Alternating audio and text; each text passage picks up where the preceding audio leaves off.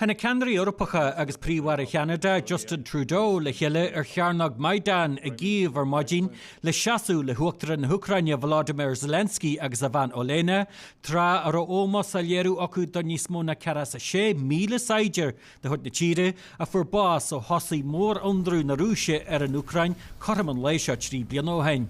3 bliana ó hin ní chreid daoine go marach muid níos mó na 3 lá. Buchas mórlaí dia táimid fós an seo.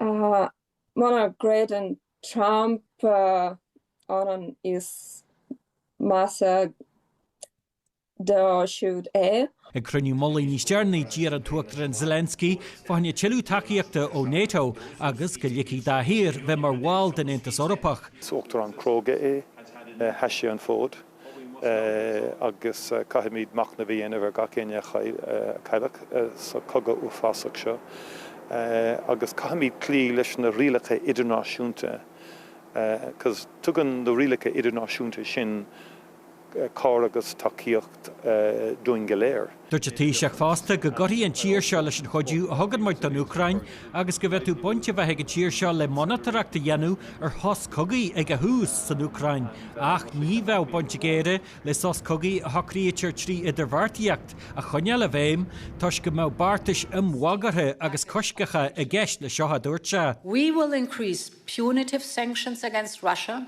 Dógur Uachtaran an Commission Europei Ursula von der Leyen agus príomhhar na Breataine Keir Starmer gohfuil tiilús macmhaí le choir a Rúis.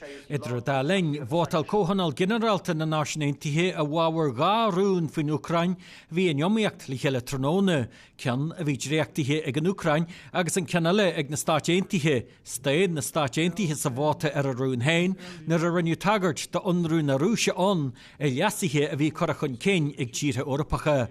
Padam go hín NUACHT TG4.